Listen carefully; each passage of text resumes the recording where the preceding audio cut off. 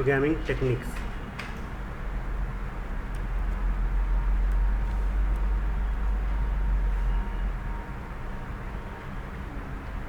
ठीक है, अब प्रोग्रामिंग जो टेक्निक्स हैं, एक है आपका स्ट्रक्चर्ड अप्रोच है प्रोग्रामिंग के लिए,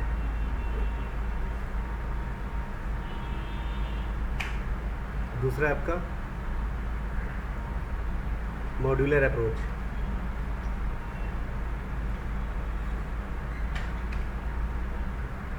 और तीसरा है आपका object oriented programming system concept. 3 तरह के कॉन्सेप्ट हैं। स्ट्रक्चर्ड अप्रोच में जैसे आपका सी हो गया आपका, ठीक है।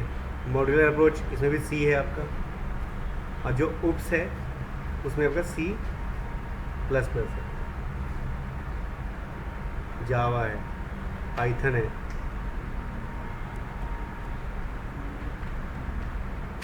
ठीक है, C# है, एटसेट्रा। ठीक है,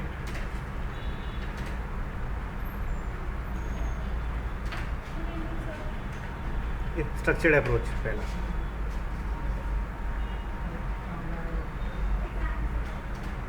ठीक है, स्ट्रक्चर्ड अप्रोच का मतलब क्या है कि हमारे पास जो भी प्रॉब्लम है, ठीक है, प्रॉब्लम है, फोकस करेंगे किसके ऊपर?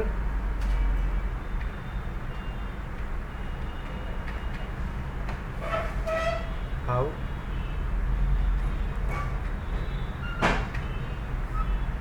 Problem is solve. Main focus इस पे रहता है कि हमारी जो प्रॉब्लम है सॉल्व कैसे होगी, किसके अंदर? स्ट्रक्चर्ड अप्रोच के अंदर। ठीक है,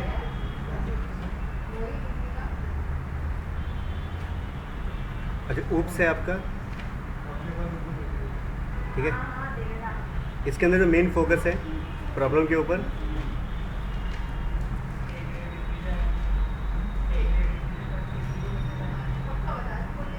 ये है कि व्हाट इज प्रॉब्लम।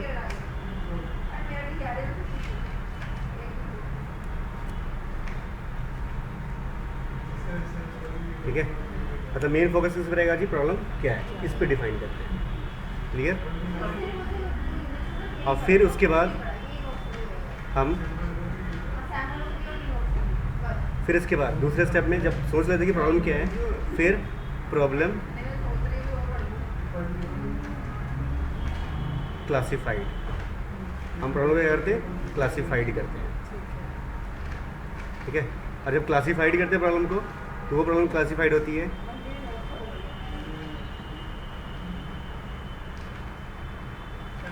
दो पार्ट में, एक तो डेटा पार्ट, ठीक है, और दूसरा मेथड। ठीक है, दो चीज़ों में। डेटा मतलब जो प्रॉब्लम है उसका एक एट्रीब्यूट कहलाएगा ये, मेथड जो इस एट्रीब्यूट को मॉडिफाई करेगा। ठीक है, मतलब डेटा को मॉडिफाई करने वाला मेथड। जैसे अगर मैं कहूँ कि एक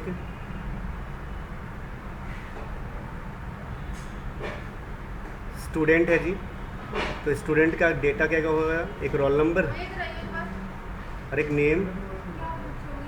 ठीक है, और रोल नंबर में डेटा सेट करेंगे और नेम में डेटा सेट करेंगे, और रोल नंबर और नेम से डेटा गेट करेंगे। ये फंक्शंस बना लिए। मतलब रोल नंबर और नेम में जो वैल्यू डालेगा वो सेट डेटा, और उससे जो वैल्यू रिट्रीव करेगा वो गेट डेटा। ठीक है, हो गया? एक कॉमन सा अगर समराइज करें,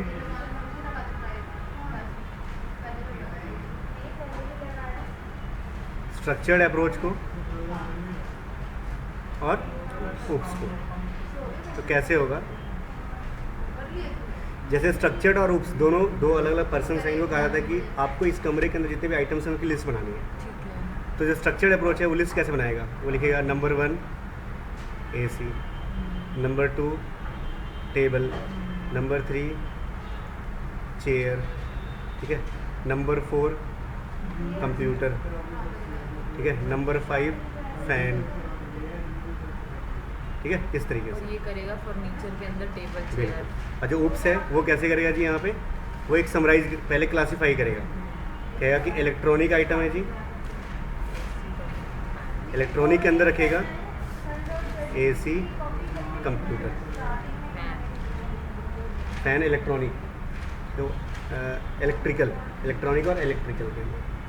और सेकेंड क्लासीफाई करेगा फर्नीचर, टेबल चेयर। फर्नीचर में रखेगा टेबल और चेयर, ठीक है। और फिर आगे इलेक्ट्रिकल आइटम, फैन वगैरह। मतलब ये डिफरेंस है। मतलब क्या हुआ, ये उप्स कोई लैंग्वेज का नाम नहीं है, वो एक कॉन्सेप्ट है स्मार्ट तरीके से चीज़ों को ऑर्गेनाइज करने के लिए, ठीक है।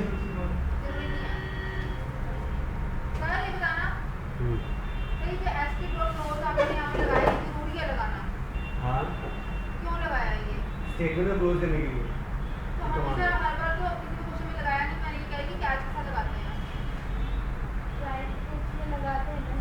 अगर कंडीशन ट्रू हो जाती है तो क्लोज हो जाए स्टेटमेंट।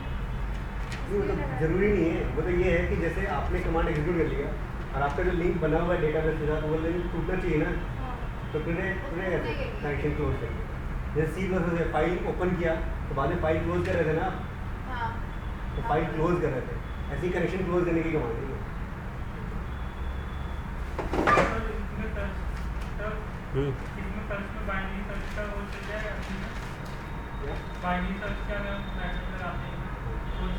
नहीं तो कॉमन सर्च है ये, तो बाइनरी सर्च तो कलेक्शंस पे काम कर रहा है। हाँ, ये एक एक करके डेटा रिट्रीव कर रहा है और फाइल मैच कर रहा है। सिंपल। सर ये पासवर्ड कैसे लेना है? क्या ये वाला पास sun.jpg ये वहाँ से कॉन्फ़िगरेशन सर्विस में जाके, वो विंडोज में जाके सर्विसेज में हाँ। जाके कॉन्फ़िगरेशन। ठीक है। एक सिंपल एग्जांपल करते हैं उप्स के लिए। अब C++ में अगर किसी प्रॉब्लम को एज ए क्लासीफाइड करना है तो हम क्या करेंगे जी, हम लिखेंगे क्लास कीवर्ड और उसके बाद क्लास का नाम स्टूडेंट, और इसमें डेटा मेंबर लिया मैंने इंट, रोल और नेम, कैर नेम, ठीक है। और फिर पब्लिक, ठीक है। और पब्लिक के अंदर फंक्शन लिखा मैंने, अभी सिंपल सा फंक्शन बनाते हैं कोई भी एक कॉमन सा, void get डिटेल, डिटेल का फंक्शन है जिसमें हम लिखेंगे सीन रोल नंबर और सीन नेम, ठीक है। मैसेज दे सकते हैं इससे पहले हम कि enter roll number, enter name. दूसरा फंक्शन बनाया हमने void शो डिटेल,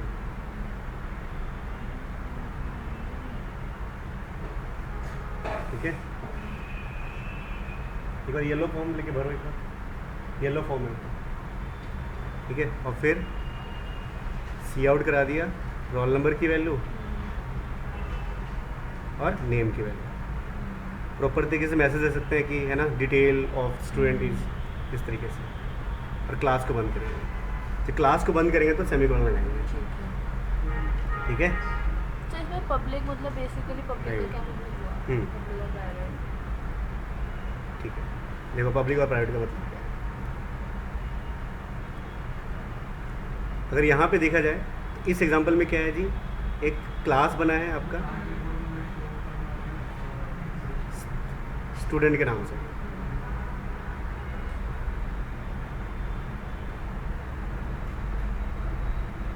एक क्लास है स्टूडेंट के नाम से, और इसके अंदर डेटा मेंबर है, डेटा मेंबर वेरिएबल आपका एक रोल नंबर है, एक नेम है, ठीक है।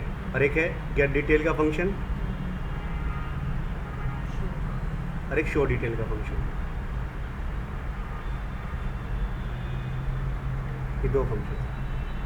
ये roll number, name, gate detail, show detail, ये मेंबर है इस क्लास के, और ये मेंबर दो तरह के हो गए, एक डेटा और एक फंक्शन, डेटा और दूसरा फंक्शन। ठीक है, हम इसको कह सकते हैं डेटा, कह सकते हैं एट्रीब्यूट, कह सकते हैं, ठीक है, स्टेट बोल सकते हैं इसको हम, इनको हम मेथड बोल सकते हैं, फंक्शन बोल सकते हैं, बिहेवियर बोल सकते हैं। ठीक है, या मैसेज बोल सकते हैं, या मेंबर फंक्शंस, और ये मेंबर वेरिएबल।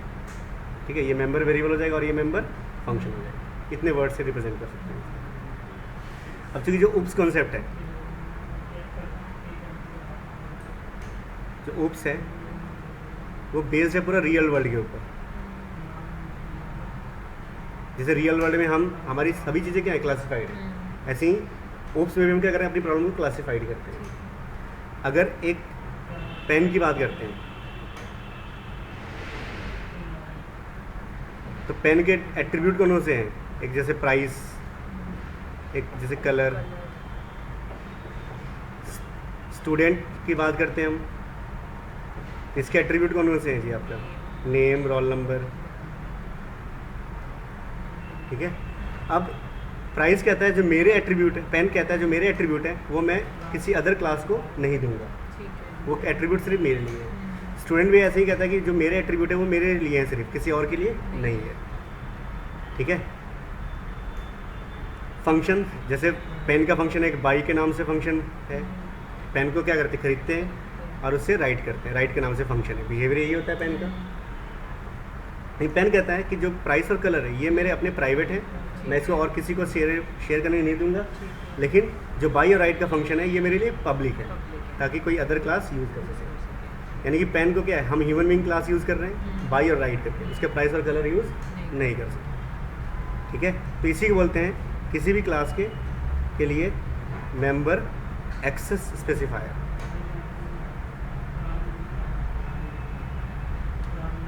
कि एक क्लास का मेंबर कहाँ कहाँ एक्सेसिबल होगा, इसकी एक्सेसिबिलिटी के लिए मेंबर एक्सेस स्पेसिफायर होते हैं। एक है प्राइवेट, जो कि डिफ़ॉल्ट होता है, जब मैं कुछ नहीं लिखूंगा तो डिफ़ॉल्ट प्राइवेट होगा।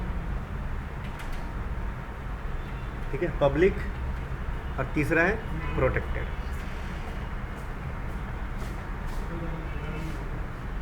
ठीक है,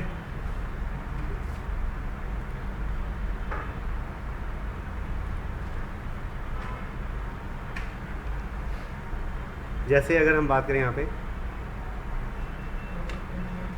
स्कोप की बात करते हैं तो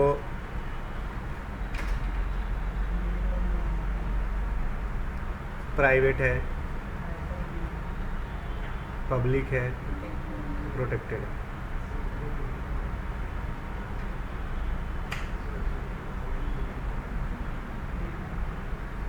ठीक है, सेम क्लास जिस क्लास में वो मेंबर है, चाइल्ड क्लास। ठीक है,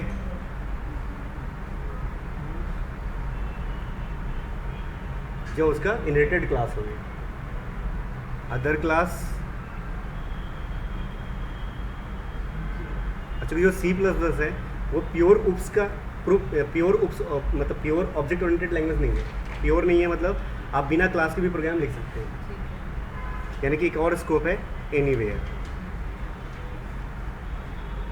जो प्राइवेट है वो सिर्फ अपने सेम क्लास के अंदर यूज़ होगा, ना चाइल्ड में, ना अदर में, ना एनीवेयर। जो पब्लिक है वो सब जगह एक्सेस होता है। जो प्रोटेक्टेड है अपने में तो है ही, चाइल्ड में भी है, लेकिन कहीं और नहीं। ठीक है, क्लियर? लो ये करो।